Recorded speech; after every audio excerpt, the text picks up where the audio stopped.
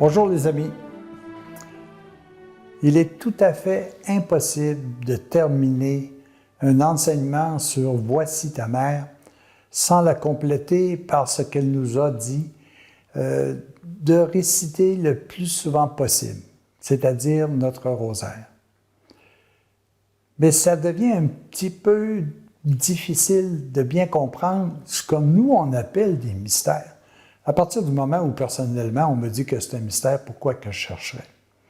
Alors ce que je vais essayer avec vous maintenant, c'est de démystifier tout cet aspect-là et de dire que toutes les étapes de la vie de Marie, comme toutes les étapes de la vie de Jésus, sont exactement les mêmes étapes que nous sommes appelés à vivre.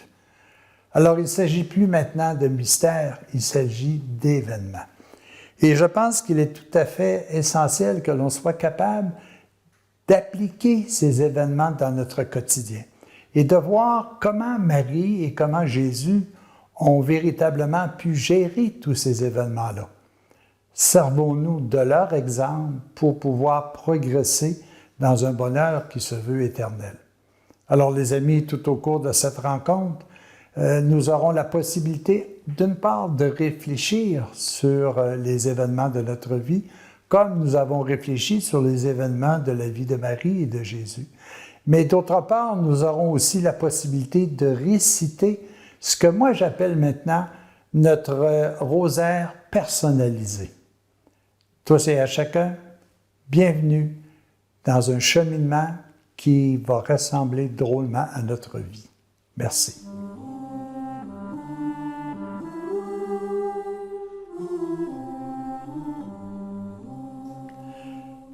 Le premier événement heureux que Marie a vécu, c'est l'Annonciation. Marie reçoit l'annonce qu'elle sera la mère du Dieu fait homme. Nous sommes aussi le temple du Dieu. Ne savez-vous pas que vous êtes le temple du Seigneur notre Dieu? Est-ce qu'il était plus facile à Marie de croire à cette annonce-là qu'à nous de croire que nous sommes le temple du Dieu vivant? Non, c'est tout aussi difficile.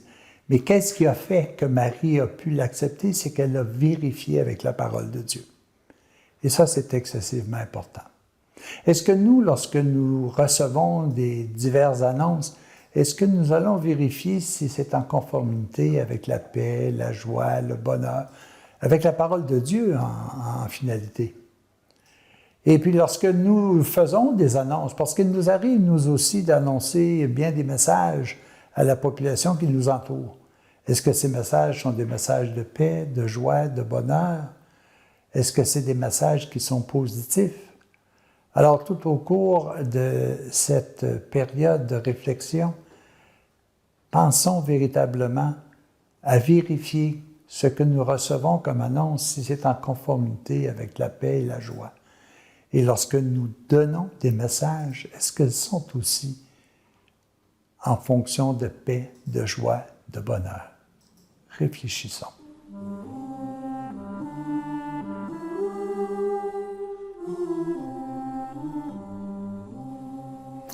Un deuxième événement heureux de la vie de Marie et même de Jésus peut se résumer par un titre qui est la visitation.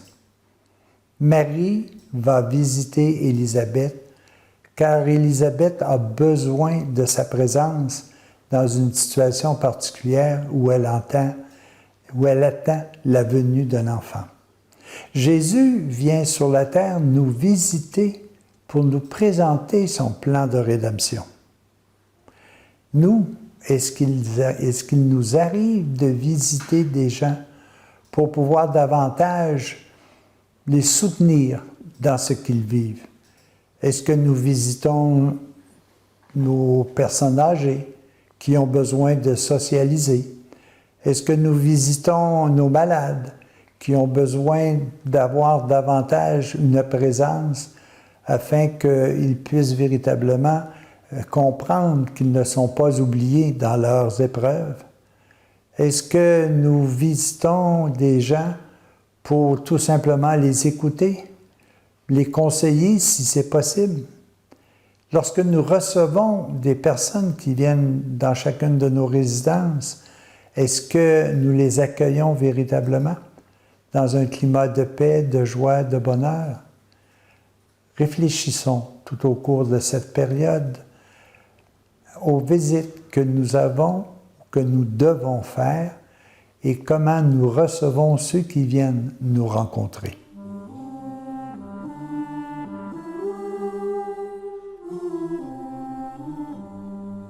Marie donne naissance à l'amour. Et quand on se rappelle la période des fêtes, lorsqu'on se rappelle notre fête de la naissance de Dieu, il y a beaucoup de joie, il y a beaucoup de paix, il y a beaucoup de gloire. À l'intérieur de nous, nous avons cette nationalité divine qui est aussi l'amour. Est-ce que nous donnons naissance à cet amour chez tous ceux et celles qui nous entourent? Est-ce que nous sommes capables de transposer ce que nous avons à l'intérieur de nous?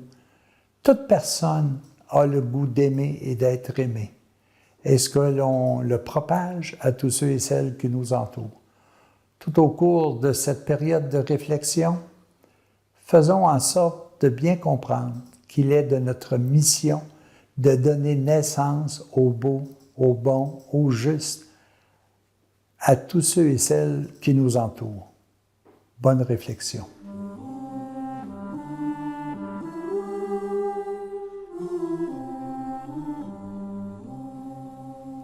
Chers amis, il est difficile pour nous de véritablement comprendre l'ampleur de la joie qui anime Marie lorsqu'elle a présenté son Fils à Dieu. Elle a fait la co-rédemption grâce à son Fils Jésus. Nous autres, avec ce que nous sommes en force et en faiblesse, est-ce que nous sommes capables de nous présenter à Dieu? Dieu est tout-puissant. Dieu peut nous transformer en transformant nos pensées. Mais pour cela, il faut que l'on se présente avec humilité, avec nos faiblesses, avec nos forces, mais dans un esprit surtout d'espoir, dans un esprit d'espérance, de persévérance, pour pouvoir véritablement accomplir ce que nous avons de plus précieux à l'intérieur de nous, notre nationalité divine. Au cours de cette période, chers amis, faisons une rétrospective de qui nous sommes pour pouvoir présenter à Dieu autant les parties qui nous sommes les plus faibles comme celles qui sont remplies d'espoir et d'amour pour un monde meilleur.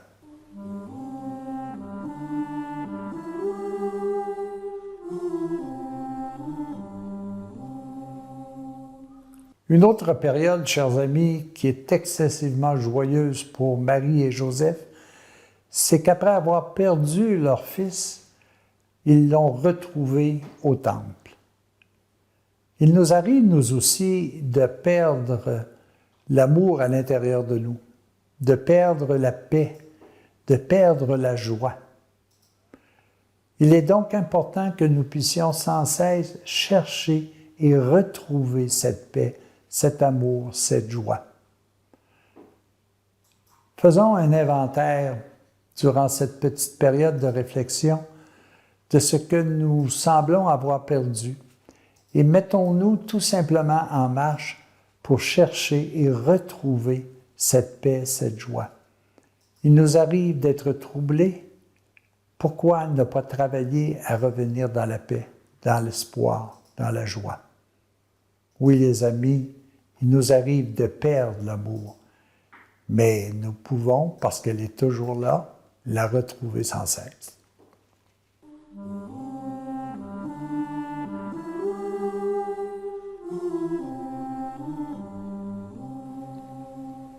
Nos événements lumineux. Grâce à notre bon pape Jean-Paul II, est apparue dans le rosaire une série qui s'appelle les événements lumineux. Les événements que Marie et Jésus ont vécus et qui nous permettent dans le rosaire de vivre pleinement la parole de Dieu. Dans les moments de joie, de lumière, de douleur et de gloire. Nous allons entreprendre maintenant la série de ces événements lumineux que nous devons nous aussi vivre au quotidien. Un événement lumineux, c'est ce qui nous permet de comprendre, de progresser. C'est ce qui nous permet de compléter la partie divine à l'intérieur de nous. Alors, dans les quelques moments que nous aurons comme réflexion, nous allons passer certaines périodes de notre vie, de nos événements, qui vont nous permettre véritablement d'éclairer davantage notre conscience, de cheminer davantage vers tout ce qui est beau, bon, juste et louable. Les amis, à la prochaine.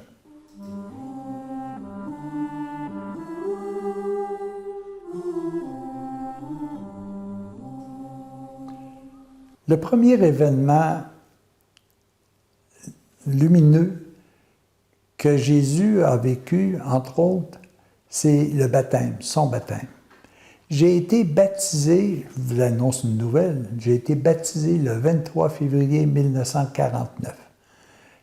Est-ce que c'est à ce moment-là, véritablement, que je suis devenu fils de Dieu? Non. C'est à ce moment-là que j'ai accepté d'être fils de Dieu. Car de toute éternité, je suis fils et fille de Dieu. Mais c'est au cours de tous les jours qui ont suivi, aller jusqu'à maintenant, que j'ai appris mon baptême. Jésus a été baptisé à l'âge de 30 ans par Jean-Baptiste, mais nous, c'est chaque jour que nous devons apprendre véritablement ce que c'est que d'être d'une nationalité divine. Oui, les amis, au cours de cette période, réfléchissons sur est-ce que oui, nous connaissons véritablement notre nationalité divine? Est-ce que nous avons véritablement accepté à l'intérieur de nous que nous sommes amour, paix et joie? Est-ce que nous faisons des efforts pour vivre dans ce sens? Oui, les amis, prenons quelques instants pour réfléchir que notre baptême se fait sans cesse tous les jours dans une meilleure compréhension de notre nationalité divine.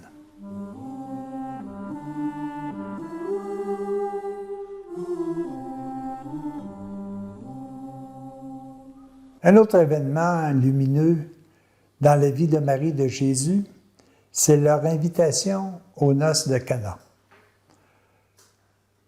Nous avons, nous aussi, nos noces, et nous sommes invités constamment à ces noces. Est-ce qu'il est possible pour nous de voir l'immensité du banquet que Dieu nous invite, le festin qu'il nous présente et que nous osons peu ou très peu à se servir? Dans ces noces, Dieu nous donne la nature, le soleil, la lune, la nourriture, l'air, sans cesse l'eau. Nous avons un immense banquet devant nous. Est-ce que nous acceptons de nous joindre à ces noces? Est-ce que nous acceptons avec gratitude tout ce qui nous est donné sans effort? Est-ce que d'un autre côté, nous sommes prêts aussi à aller davantage cueillir de la vérité dans la parole de Dieu, de l'approfondir, de travailler à la mettre en pratique? Oui, les amis, nous sommes toujours face aux noces de Dieu. Nous avons un banquet devant nous. Est-ce que nous allons nous nourrir à ce banquet? Est-ce que nous voulons véritablement être sans cesse dans la joie des noces de Dieu? À nous d'y réfléchir pendant cette période.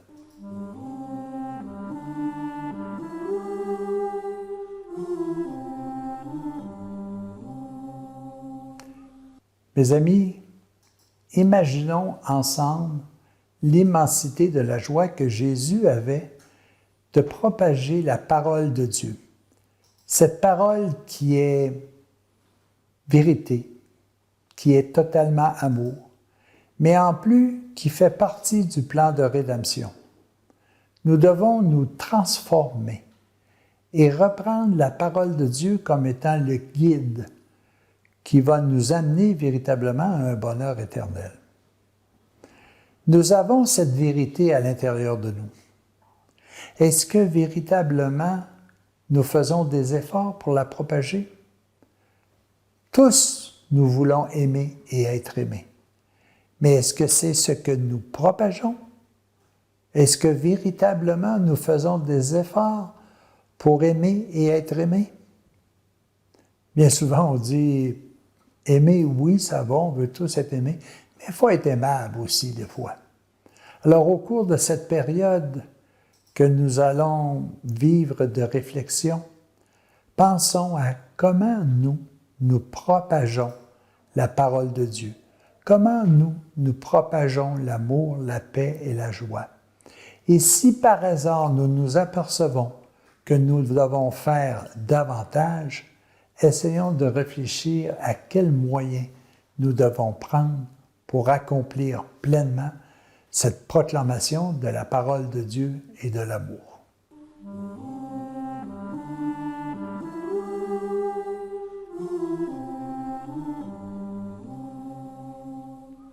On se souvient tous, mes amis, qu'un jour les apôtres Pierre, Jacques et Jean ont vu Jésus transformé, rempli de lumière, rempli de paix, rempli d'amour. Cette transformation dans les Écritures, il est facile de la comprendre et de l'appliquer à chacun de nous. Paul nous dit « Transformez-vous par le renouvellement de vos pensées ». Est-ce que mes pensées sont des pensées de vie? Est-ce qu'elles sont des pensées de paix, d'amour et de joie? Vous savez, nous sommes créateurs et capteurs de toute pensée. Qu'est-ce que nous acceptons de recevoir? Est-ce que nous laissons pénétrer à l'intérieur de nous des pensées négatives? Ou est-ce que nous créons constamment des pensées positives? Je pense qu'il est important que nous prenions quelques instants au cours de la période qui va suivre pour véritablement réfléchir à comment nous travaillons avec nos pensées. Est-ce que seules des pensées de paix, d'amour et de joie sont établies à l'intérieur de nous? Est-ce que nous avons des filtres véritablement pour dire ce que je sème, je le récolterai un jour? Si je sème des pensées de paix, c'est cette paix-là que je vais cueillir. Si je sème des pensées de complot, de haine, c'est ce que je vais recueillir, c'est ce que j'attire à moi. Alors, les amis, réfléchissons sur comment gérer nos pensées, qui sont les objets premiers de toute transfiguration, que ce soit pour le bien ou que ce soit pour le moins bien. Réfléchissons bien.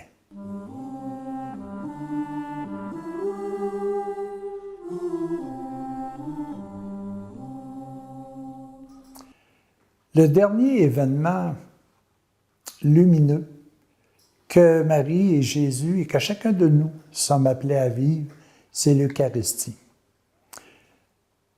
Le jeudi saint au soir, Jésus nous donne un concept physique, matériel, pour que l'on puisse véritablement être sans cesse en communion, en nourriture avec lui. Il crée l'Eucharistie. L'Eucharistie n'est pas simplement une occasion d'assister à la messe, de communier à la parole de Dieu. L'Eucharistie, c'est de nous nourrir de tout ce qui est beau, bon, juste et louable. L'Eucharistie, c'est la parole de Dieu.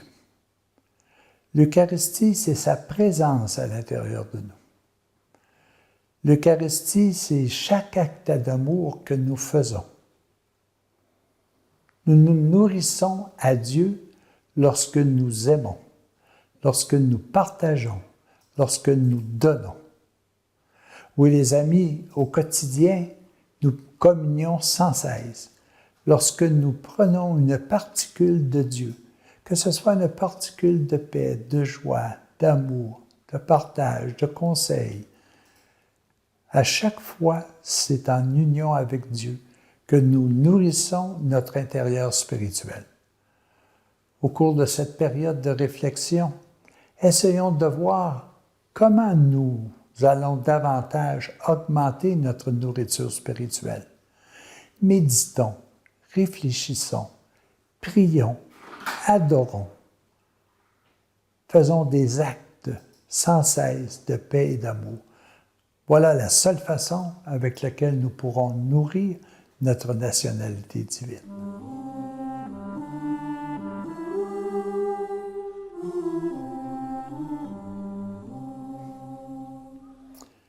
Nous savons tous maintenant, chers amis, que Marie et Jésus n'ont pas simplement vécu des événements joyeux, des événements lumineux, mais comme nous, tout au cours de notre vie, ils ont eu à vivre également des événements douloureux.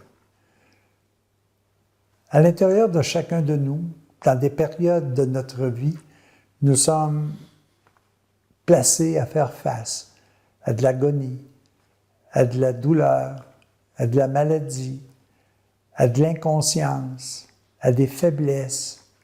Nous aussi, nous avons à faire, si vous voulez, à vivre et à réagir face à des périodes et des événements qui nous sont douloureux.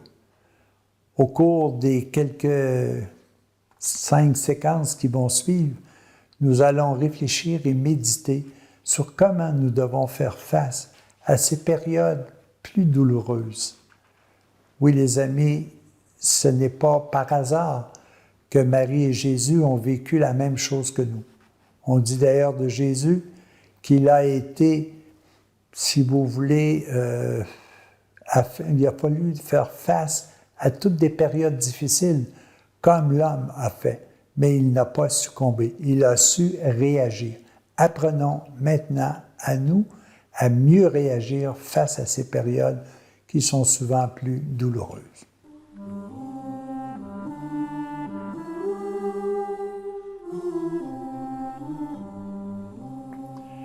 Jésus a vécu une agonie.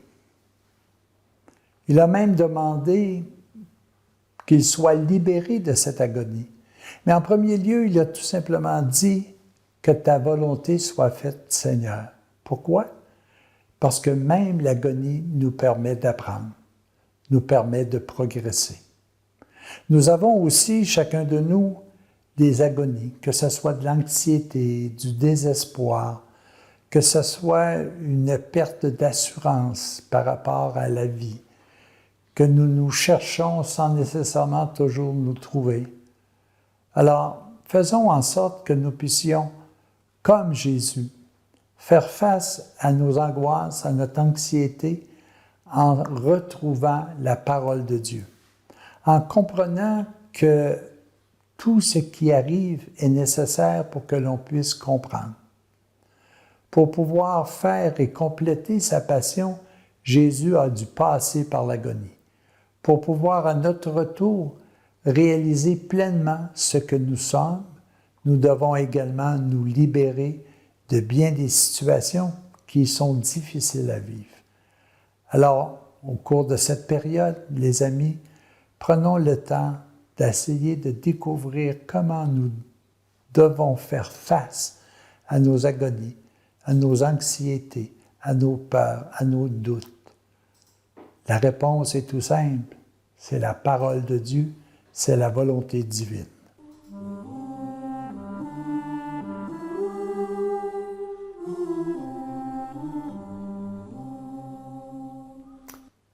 Un autre événement douloureux que Marie et Jésus ont vécu, c'est la flagellation.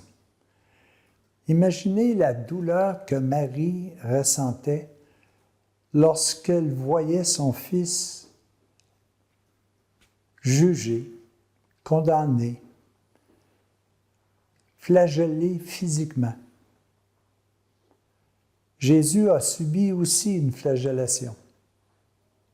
Et il nous est appelé également à faire. Nous devons, nous aussi, passer à travers ce chemin où il sera nécessaire de pouvoir se libérer de tout ce qui n'est pas vérité. Et bien souvent, cela nous amène à avoir une certaine torture à l'intérieur de nous.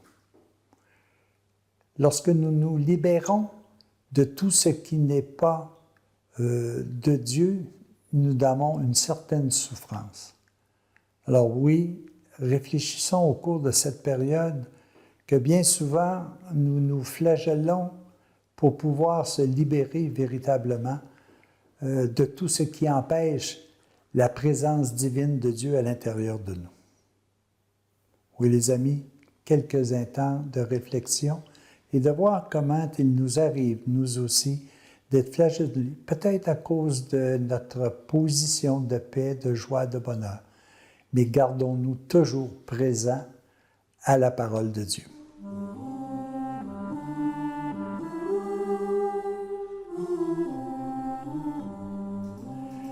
Les amis, Jésus a été couronné d'épines.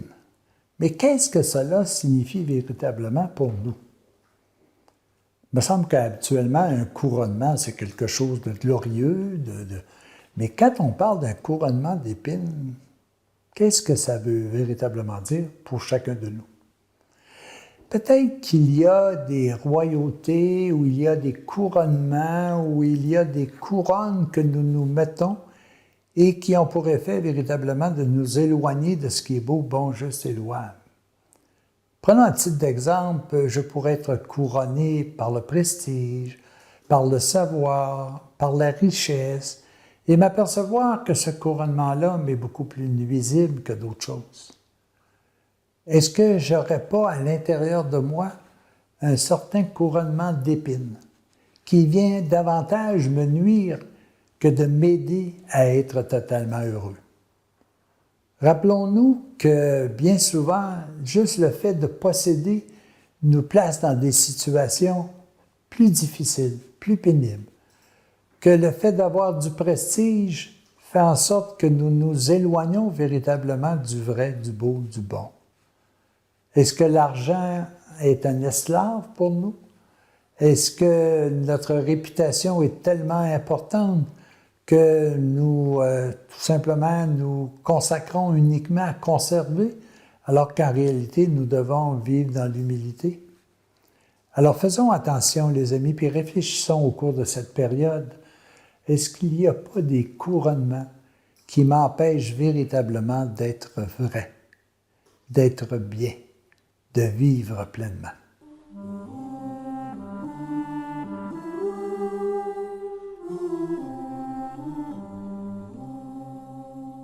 Nous sommes rendus, les amis, à réfléchir sur un autre événement douloureux que Jésus a vécu, le portement de la croix. Qu'est-ce que cela signifie pour nous? Porter sa croix, c'est vivre une autre nature que notre nature première. Dès le commencement, Dieu a créé l'homme à son image et à sa ressemblance. Donc, notre première nature est une nature divine. Mais parce que nous avons décidé de réaliser notre propre plan, nous sommes tombés dans la matière. Et nous sommes maintenant à porter la matière comme une croix. Quand on voit l'exemple de Jésus qui est en train de porter une croix de bois, une croix de matière, disons que nous aussi, nous portons cette même croix de matière, de chair. Et cela entraîne énormément de douleur, que ce soit au niveau du corps, que ce soit au niveau de nos émotions, de nos sentiments faussés, que nos pensées aussi, qui bien souvent sont remplies d'illusions. Mais nous devons accepter ce portement de la croix parce que nous l'avons créé. C'est nous qui avons voulu véritablement vivre ce chemin. Si nous l'acceptons, nous comprendrons. Si nous le refusons, elle va tout simplement se poursuivre davantage. Alors, au cours de cette période, les amis, essayons de regarder et d'accepter le fait que nous vivons la situation dans laquelle nous sommes présentement. Si nous l'acceptons pleinement, nous pourrons véritablement la vaincre, ce portement de la croix. Alors, les amis, prenons quelques instants pour dire comment Jésus a pu porter sa croix et comment nous aussi, nous devons porter cette croix afin de nous en délivrer totalement.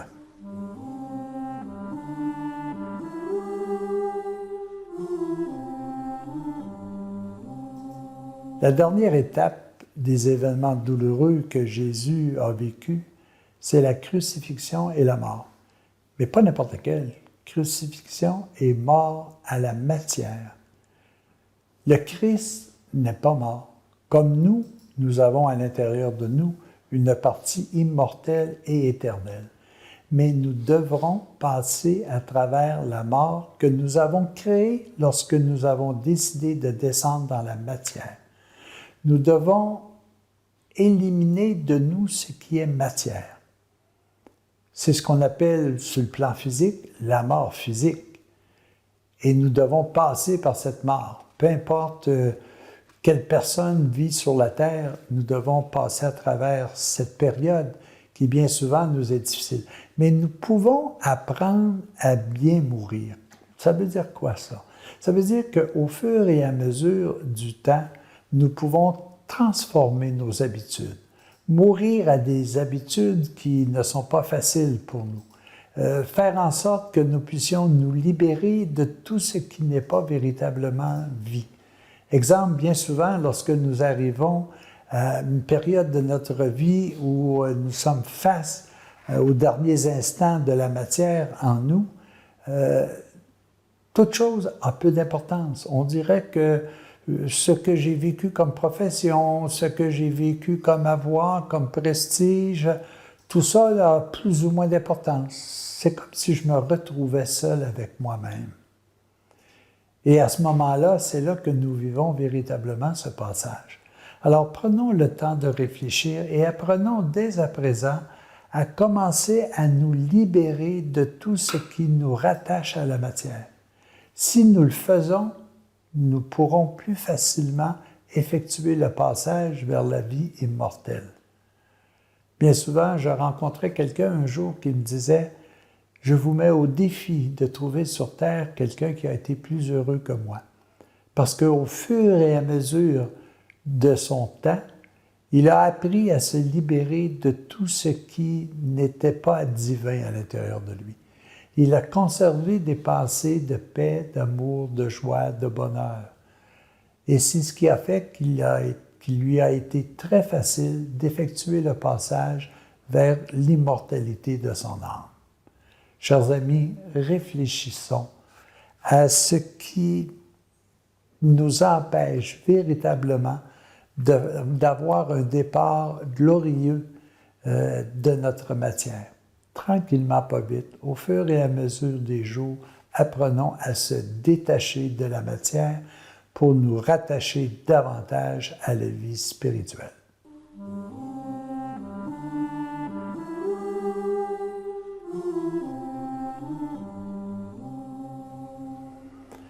Évidemment, vous comprendrez très bien, mes amis, que Marie, que Jésus, que les apôtres n'ont pas seulement vécu des événements joyeux, lumineux, douloureux, ils ont vécu aussi des événements glorieux. Et ces mêmes événements, nous sommes appelés à les vivre pleinement. Évidemment, lorsque nous sommes dans un processus de recherche, d'un approfondissement davantage de notre vie divine, il est sûr que nous aurons l'immensité de la joie de découvrir des choses qui nous sont tout à fait exceptionnelles. Nous allons comprendre davantage le sentiment que nous vivons lorsque nous sommes dans la paix, lorsque nous sommes dans la joie, lorsque nous découvrons au fur et à mesure des jours la vérité, que nous pouvons l'appliquer, que nous avons ce goût d'approfondir davantage. Alors, au cours de cette période que nous allons vivre, de 5 situations particulières qu'a vécu Jésus, Marie et les apôtres, nous allons pouvoir comprendre que nous aussi, à notre façon, nous vivons des moments glorieux. Et un moment glorieux, ce n'est pas un moment de gloire éphémère, c'est une sensation d'être à l'intérieur de nous qui nous rend parfaitement en plénitude avec l'amour, avec la paix, avec la joie. Alors nous allons dans quelques instants, chers amis, entreprendre un cheminement que je suis certain chacun de vous désire d'une façon très présente.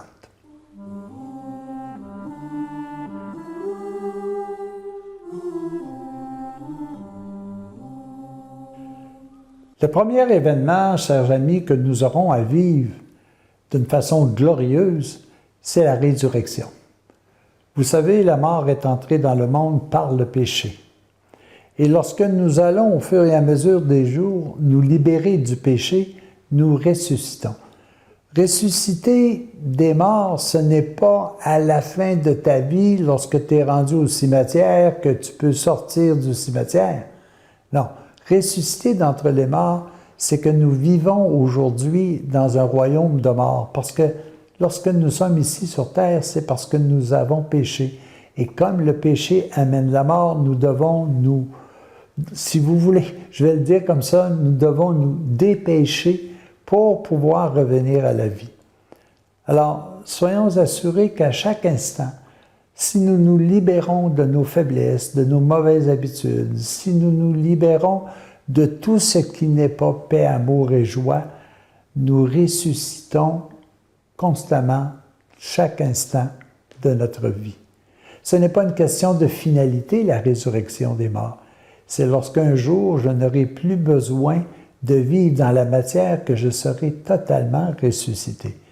Mais jour le jour, à chaque fois que nous nous libérons d'une pensée mauvaise, d'une illusion, lorsque nous changeons nos habitudes vers des habitudes de paix, de joie, nous ressuscitons. Et c'est cet ensemble de petites résurrections qui un jour nous amènera à la résurrection finale. Tout au cours de cette période, réfléchissons comment nous pouvons aujourd'hui ressusciter.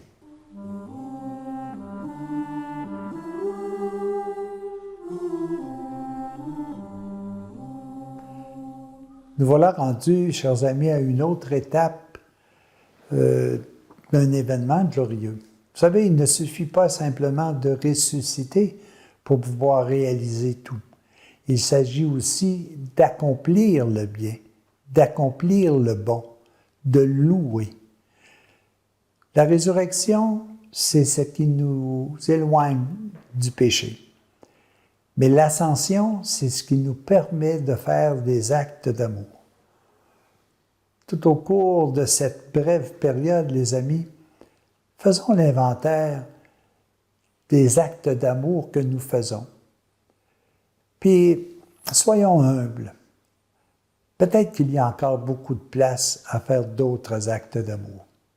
Et plus nous faisons ces actes d'amour, plus nous nous rapprochons de notre nationalité divine.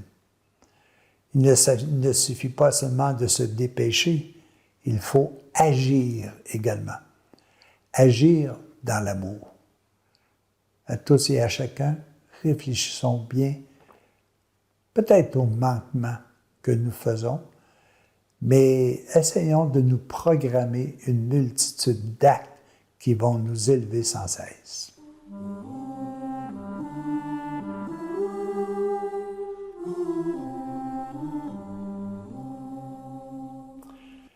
Un autre événement glorieux qui nous est donné pour que nous puissions véritablement nous comprendre dans notre cheminement, c'est la Pentecôte. La Pentecôte, c'est le siège des dons de l'Esprit. Est-ce que nous connaissons les dons de l'Esprit qui sont à l'intérieur de nous de toute éternité? La sagesse, l'intelligence spirituelle, la force, la persévérance, le conseil, la connaissance, l'adoration, l'affection filiale, tous ces éléments-là sont pleinement présents à l'intérieur de nous d'une façon parfaite. Est-ce que nous les connaissons? Est-ce que nous les appliquons? Est-ce que nous voulons comprendre davantage ce que cela signifie? Il est important au cours de cette période qui nous est donnée de réfléchir. Est-ce que j'agis par sagesse? Est-ce que j'agis par intelligence? Est-ce que je suis persévérant dans ma démarche? Est-ce que je suis un agent de conseil? Est-ce que ma connaissance est orientée vers ce qui est vrai, vers ce qui est beau ou vers l'illusion? Est-ce que j'ai une affection toute particulière envers ma famille terrestre, mais aussi envers ma famille divine? Est-ce que je suis capable d'adorer tout ce qui est autour de moi et qui m'est donné gratuitement? Vous savez, ça serait très court, je pense, parce que nous aurions besoin davantage de temps pour réfléchir à comment s'applique chez moi la Pentecôte.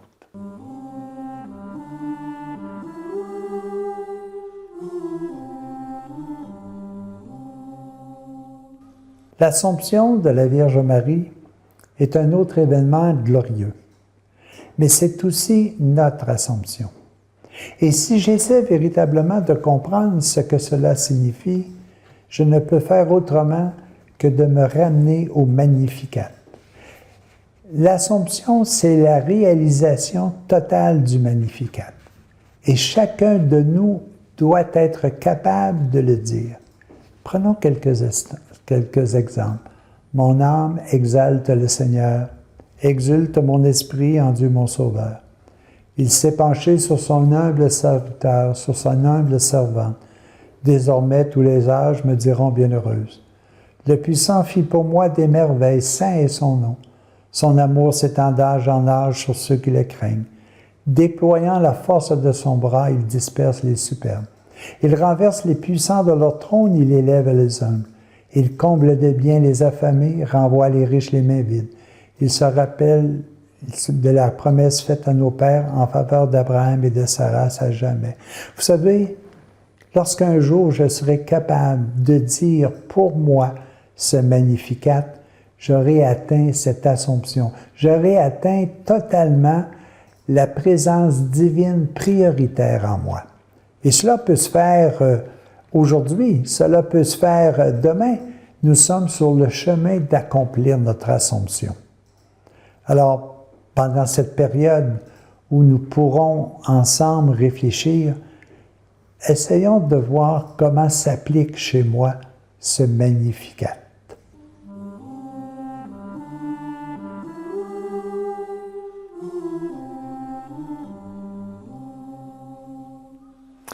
Marie a été couronnée reine du ciel, reine de la terre. C'est peut-être difficile à dire, mais nous sommes nous aussi appelés à être reine de la terre, reine du ciel. Roi de la terre, roi du ciel. Dès le commencement, Dieu a dit, allez dominer la terre, ramener la terre à son Créateur dans toute sa perfection. Nous sommes appelés, Dieu l'a dit, je n'ai perdu aucun de ceux que tu m'as confiés. Et Dieu le Père avait confié à Dieu le Fils le rachat de l'humanité, de la création entière. Donc, nous sommes appelés de toute façon à revenir en fusion avec Dieu, notre Créateur. Comment de temps cela prendra-t-il? Ça dépend uniquement de nous. Est-ce que nous nous efforçons à revenir comme roi de la création? Est-ce que nous nous efforçons à nous rapprocher de Dieu, de l'amour, de la paix, de la joie? Ça dépend de nous.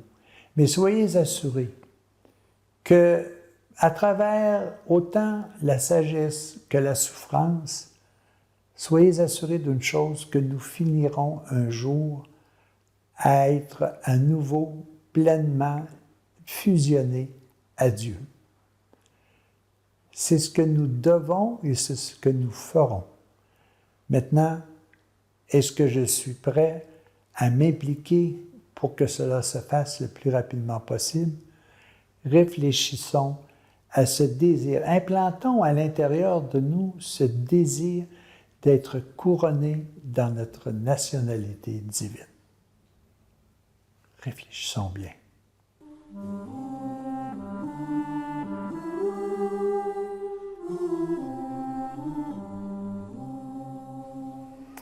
Les amis, nous venons de parcourir l'ensemble des événements de notre vie qui sont associés aux événements de Marie et de Jésus.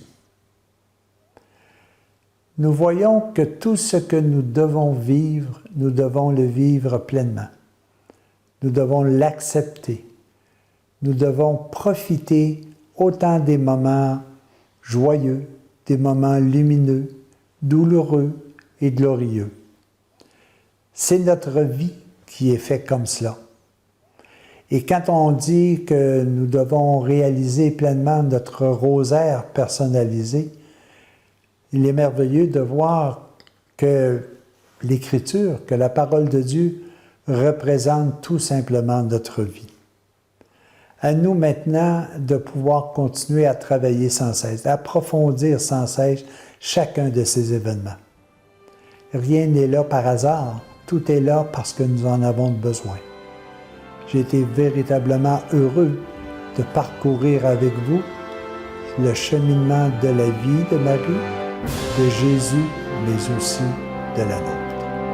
À la prochaine.